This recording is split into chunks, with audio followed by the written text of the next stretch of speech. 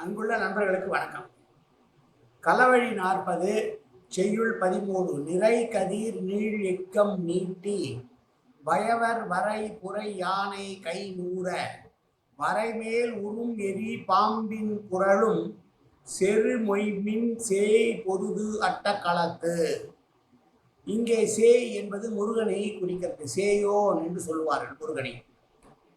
முருகனை போன்று சோழ மன்னன் போர்க்களத்திலே எப்படி போரிடுகிறான் என்று சொல்லுகிறான்.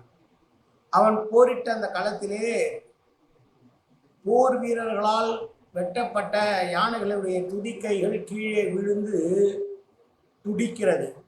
அது எப்படி இருக்கிறது என்றால், மலை மீது இடி விழுகிற போது அந்த சத்தத்தை கேட்டு பாம்புகள் தங்களுடைய புற்றுகளில் இருந்து வெளியிலே வந்து கீழே புரளுவது போல இருக்கிறது என்று யானையின் துதிக்கைகள் பாம்பை போல புரளுகின்றன தரையிலே என்று சொன்ன செய்யுள். இங்கே சோழனை முருகனோடு ஒப்பிட்டு சொல்லுகிறார் பாவாணர்.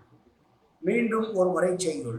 நிறை கதிர் நீள் எக்கம் நீட்டி வயவர் வரை புறையானை கை நூற வரைமேல் உறும் எரி பாம்பின் குரலும் செரு மொய்ம்பின் சேய் பொருது அட்டகளத்து. நன்றி, வணக்கம்.